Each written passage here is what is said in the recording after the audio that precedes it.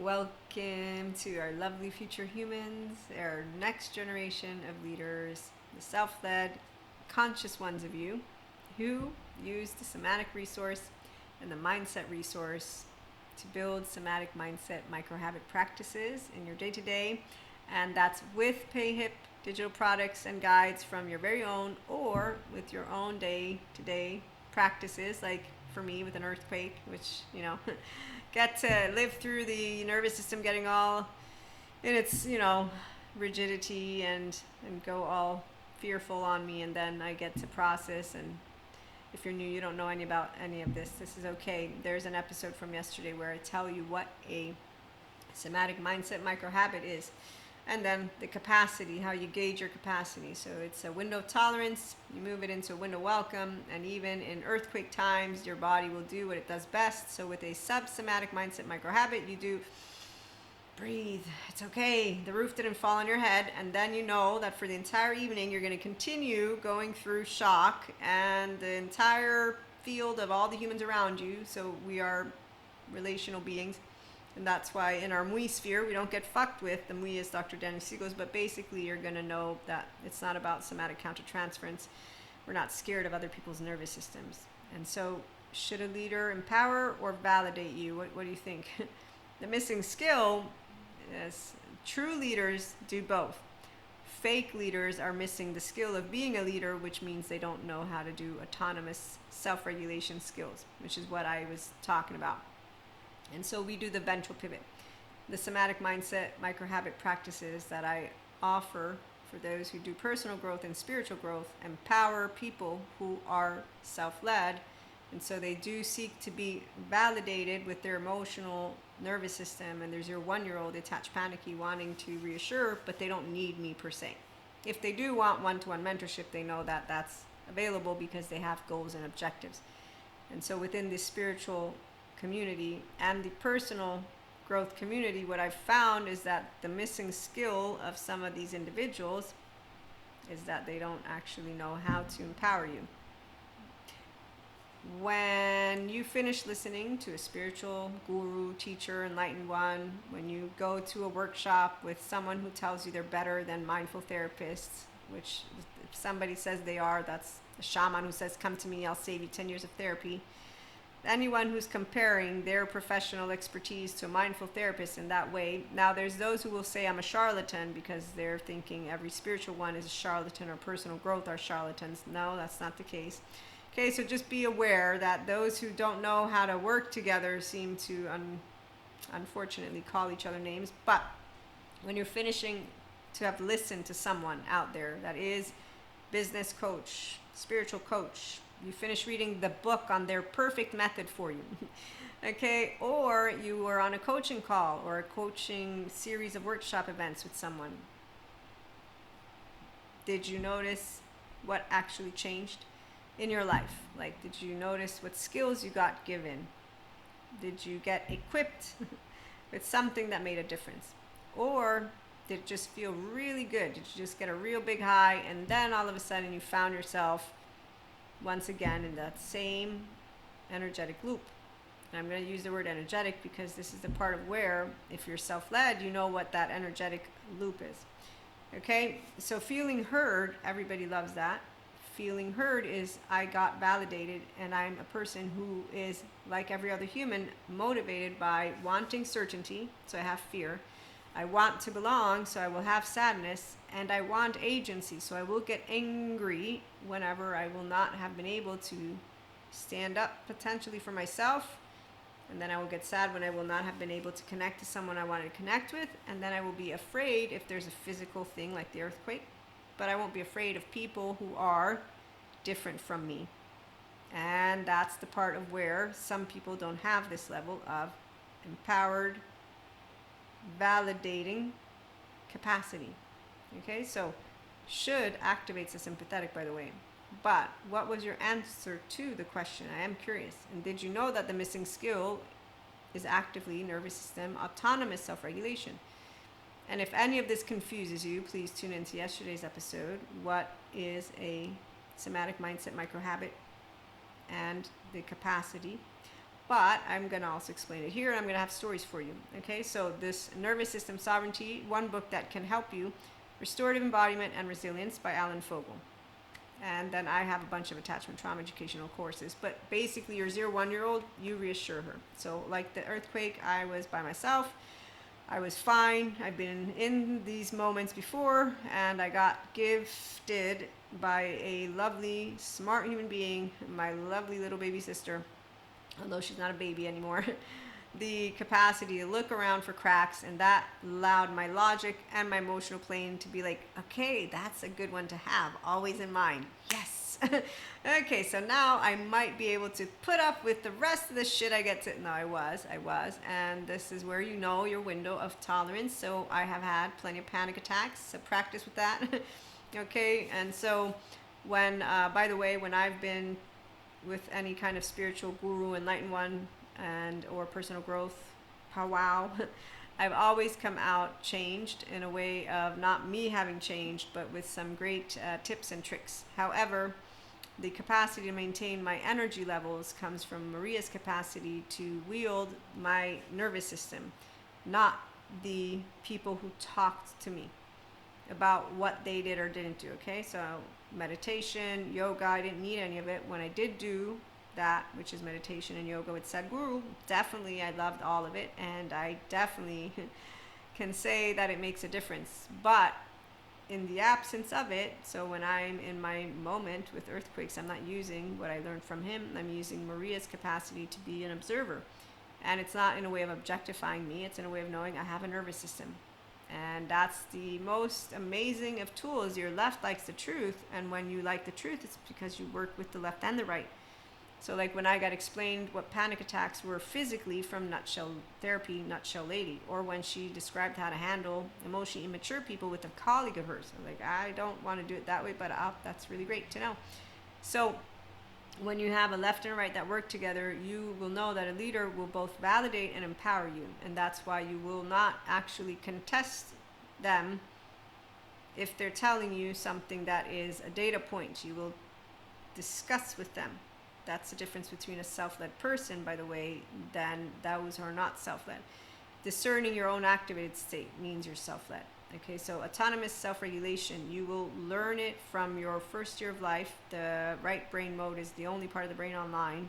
And again, remember, don't take too many notes down because I fuck up the words and forget it, but I'm attachment trauma educated, and the embodied brain is one of those areas that I learned about. So the right mode is online the first year of life, then by the second, the left comes online. And a good book for this one is The Left Brain Speaks, The Right Brain Laughs. It's a neuroscientist. And that one could help you understand how the left can become a delusional idiot and the right a judgmental asshole, which is where you have those who are validating each other and continuing with these stories of yesterday. You can put them all in 3D, 4D box and the spiritual somatic bypassing box. They don't have self-regulation skills. They're the fake regulated leaders who irritate me, as they're faking it. But I don't have to lift a finger because a spiritual one is we're being and we're doing, and God has everything taken care of because he doesn't abandon his children. I saw cosmic karmic balancing. I didn't need proof though. Jesus did tell me that we all have the kingdom of God within us, and scientists have proven it. So it's an equation. It's like a very straightforward one. When left and right work together, the default mode network is downregulated. You are a conduit now, and that's how I can explain it with the lovely Dr. Daniel Siegel's interpersonal neurobiology course material, which is amazing. So establishing that we all want to be seen, soothed, safe, secure, check. But if you're looking to leaders just for that, are they really a leader? They're a fear-based one, and they stay with those epistemically lazy, adaptive child part people don't know how to actually expand together, and they have an ego that becomes identified with whatever Wendy has told them are good books and bad books, and they're Peter Pan, and they follow around basically people who are all adaptive child part, a child's version of what a grown-up coulda, shoulda, woulda done, and that's real adaptive child part words. Okay, so I love to spot that there's not enlightenment is a trap, the guru is a trap, personal growth is a trap. No, there's no trap within those who are in the personal growth or spiritual growth sphere. The common equation is we have top down, made for the people, by the people. So as long as we have an entire 3D, 4D group of people who are not only not discerning their own affective realism distortions, that means they're very strong emotions, which sound like facts in their brain. I might say, well, it is right, that feels right. That's a cynic, by the way, and he's got a bunch of followers, millions of them, but not enough. He doesn't have as many as the people he tears apart. And actively he says he's good journaling, and I'm like, well, I don't know if you're good journaling, but you're a cynic for sure, because I cry randomly just because I'm sad that some people I won't ever get to meet who they really are, because they don't want to go claim their 3-year-old. In fact, they think their 3-year-old has nothing to do with what they go through in life, and I can't tell them that they don't know what they're talking about, because they don't believe in mindful therapists. So, okay, so validation versus regulation. For personal growth and spiritual growth, you will know regulation, and you will not want to be validated in a way of, I want to be a flat earther. Or basically you want someone to agree with all of your way of thinking about something or a story. Okay, you're looking to simply have an exchange. And that's why you will look to work with professionals who are just as autonomously self-regulating as you. And so a future leader is a future leader because luckily the kids learn from all of that which we have as knowledge. As for the leaders of right now, we have 2 groups. And that's why the enemy, it's not an enemy. When I talked about universal love, I think I talked about it in one of the recent episodes, but if I didn't, this is where I'm going to pause and remind you of the story. But it's Dalai Lama and Dr. Daniel Siegel. It's from one of Dr. Daniel Siegel's reels on Instagram, on his Instagram thing. And it begins with him talking about how he met the Dalai Lama at a compassionate conference, and that they're having an exchange. And I think Dr. Dan asked something about how can we teach compassion to the people, something like that. And the Dalai Lama said, religion has failed, so now it's up to you scientists to do it. And he talks about the 2 types of compassion that there are. The first comes from the mother, and then Dr. Dan interjects and says attachment figure, because he talks about attachment categories. Although I understand why the Dalai Lama specifies mother, and part of me understands that yes, it's the attachment figure, but in the womb we already begin to have this implicit memory build. So technically the mother, even though I get it, it's really the attachment figure. Okay, so that's, and don't write notes, and again, this isn't literal, although I take things literally, but I want a disclaimer. These are gists of it so that you can just remind yourself. In fact, people who understand, I do stream of consciousness at times, but also I want you to remain curious and understand I'm not the expert. There's a bunch of experts, and then there's a bunch of experts who go against each other, quote unquote. Okay, so knowledge builds as our species consistently moves into the future. And reliable sources are vetted by peers who review them. And so there's researchers, and private ones are private, which I'm going to still discern and look at. And then I'm going to bring it all in. I'm going to look for more peers who review each other. And I'm going to continue to wait until they get together and have a better attitude with each other. Okay, so this is the part. There's not a defensive posture, survival mode with pieces of information. As for our spiritual stories, the same thing goes. Those who instead think only one lineage and one this and one that, their left brain leads, because A and B for the left can't touch each other. So we have non-bilaterally integrated brain people who don't notice they get defensive when someone has a different hypothesis and a different way of adding something up. And so here's where a smart micro habit for you to apply the frameworks, but also a habit in general, is to notice yourself when you're interacting with conversation, and then to remind yourself to be curious, because it's not a competition, but also nobody is telling you one truth or one fakeness thing, and all of us have this capacity, if you're self-led, to find that you are an individual who shares a planet with all the other people, and that all these different pieces of information aren't the air, water, and food that we need to survive and actually live, but that they are things that we've built throughout the years. People who instead have charges towards it. So for example, the whole religion failed, some people will think that's offensive, not true, they'll get angry, whatever it is, and I'll say, look, I know there's plenty of institutions in the religious, spiritual, all that support each other and continue to do good to civilization and societies, but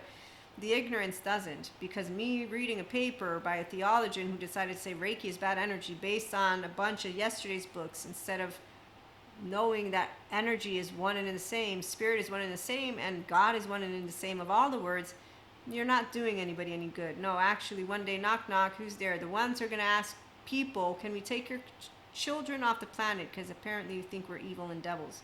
There's a museum that teaches Adam and Eve and not Darwinism. Okay, so there are levels of minds of people that are locked in these groups, and those who want to say they're leaders of these religious, spiritual, and all of it, if they were real leaders, they would then understand how science proves every person is perfect if they achieve their restorative, embodied, self-aware, accountable, regulating self. That I've learned all about it.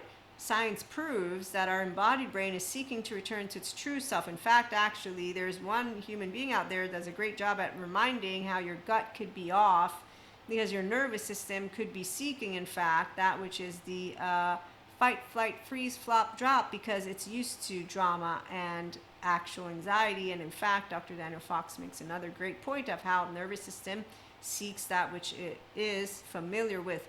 So people who are aware of how the embodied brain works will say we have emotionally mature people, and then we have the other group. And the other group tends to not notice themselves, and they tend to not notice that their fear-based leaders carry along like they do with their adaptive child part, right, wrong mannerisms, and their lack of sensitive chip, and their grandiosity is clearly their insecurity. We are not confused by what it looks like to have an empowered human being in front of us versus one who's pretending to be empowered. And so when I think of failure, yes, all of the religious ones who are keeping everyone separate and continuing with stories of demons and monsters, they've failed. In fact, they've actually betrayed that which was their calling. And so it's not confusing to spiritual ones to tell you who's failed at bringing compassion, which is why I thank you, Dalai Lama, because yeah, science proves how everyone can become their real self. I told it to God, and I said, oh, so we're not needed, the spiritual ones, when I found it out.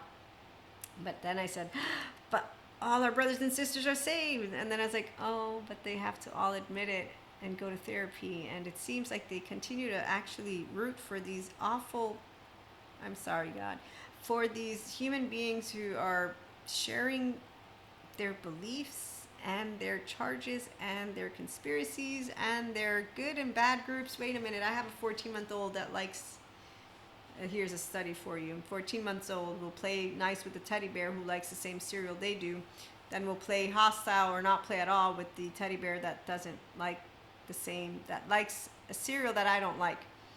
So does your 14-month-old rule you? Because mine doesn't, but I definitely do like to hang out with the people that are like me, because why not? You see what I'm saying? So this is I'm aware that I, Maria, with my ego and self, want to hang around self-led people, the true leaders, not the fake ones. And when I spot the fake ones, God reminds me that free will is an actual thing. So I also know of soul age groups, by the way. That's an explanation from the spiritual aspect. But from the human scientific, Robert Sapolsky, with his book Determined, says we have no free will. Then obviously the embodied brain explanation with Patrick McNamara, neuroscientist, he points out how decentralizing in the self and religious experiences have supported our human species to evolve, and how when someone has a nightmare after nightmare after nightmare, it's because the fear receptor is going wonky as the brain is trying to heal itself. And you don't have to put up with nightmares. You can go to get good therapy, and this is the part of where some people think that instead their nightmares are true, and then they say those are all evil people. And so with all of this being said, those who want to validate each other's stories and emotional stuff are like the flat earthers, and they continue to follow around the delusional idiots with the judgmental asshole, right? And that's why they're not actually confusing. So guru is not a trap. Enlightenment is not a trap. Those who are traps in the personal growth and spiritual growth community, they're not traps. They just usually hang around each other and the powwow, and they end up doing stuff like that. they also feel overwhelmed with the capacity for me to be able to say all of what I just said, and somehow I'm like, sorry, I didn't mean to overwhelm. I just thought I was talking to epistemically curious people, which means you like to learn things, but I will pause again. So, validating versus regulating. People who regulate themselves are able to pause, use their executive prefrontal, all that good stuff. Notice if they're emotionally upset at something, not make it into a big deal because we're grounded in reality. So as Sam Harris points out, all of our cherishable beliefs can be falsifiable for people who are grounded in reality. And as Neil deGrasse points out, science is proof, not belief. And as I like to share, I'm a spiritual one and I believe in God, but you don't have to. Which is why when someone says you're a charlatan, I say, no, I'm not, but I got it. You must have had one of the ones who didn't know how to be a human, first of all, and to let you know how spirit works, not in mysterious ways. Science and spirit have never been at odds. The only ones who don't like spirit and science to come together are the same ones we don't really mingle and tingle with. They don't like us, and they continue to use the same story they've been using for eons, and the people who fall for that story, well, they continue to not notice how they're hypocrites and inconsistent, and they flip a switch when they have a bad experience, which means decentralizing in the self and religious experiences went wrong, which has happened in the spiritual community. I learned about how those who would be leaders way back when our ascension began would at a certain point not be leaders anymore. When I found that one out, I thought of someone that I have consistently followed for many years, love the person to death, don't know them personally, but I started to see that which was a story, and I was like, aw, now I can't really take them seriously anymore. Well, I mean, at least they served the time they served. So, the sovereign pivot. True empowerment, personal and spiritual. A true sovereign leader, and basically a true leader in and of itself. Like we have learned that a third attunement, repairing rupture, is what will lead an infant in their first years of life, and then from that 0-8 codependent, we then have our 11 to 12, 13, 14, which there's a pruning process. You choose your next style of parenting crew. So from your 0 to 16, all your child parts, the very basic. Okay, so anyone who's a leader today will know of the missing skill. Autonomous self-regulation is what every single person will have if they're going to be self-sovereign, and a leader that is going to be supporting in a way that brings forth the future for the long term, because we don't do that which is lacking long term. Executive decision making means you can foresee how you can look into the future without needing it to end, meaning you don't need an end game. When you're in the middle, the ventral pivot allows you to sit. And as, for me, as a mystic, I've seen choice points, okay? So downloads, all that stuff. I know when they're happening for countries, for individuals, and it's very straightforward. And that's why it's kind of like sliding doors. But you can't go backwards because you have the choice point in the moment that it's been presented to you. If you are able to take it, then you grow. That's spiritually and personally. If you instead decide to validate yourself, then you won't take it. And that's where it's 1 hit, 2 hits, by the 3rd hit, it's not that you're out, it's that you've made a commitment to the dysregulated part and the survival mask. And like my facade friend, dark sides of neuroplasticity, and your 0-8-year-old, it's a non-metabolized trauma time playing itself on a wheelhouse. And so that's where I see a bunch of people like Flat Earthers group hanging out together. They're having a good time. They're not hurting anyone, and so we have systems that keep things in place, and then we have those who are the next generation of leaders who will be leading well, and that's because they're a lot more regulated now that they know what the nervous system is. So a true sovereign leader doesn't build a community of followers. We don't want Peter Pan, Lost Boys, and Wendy's. No, we build a community of leaders and create a collective of autonomous nervous system, sovereign people, and professionals. So you know how to autonomously self-regulate. You know, therefore, how to discern.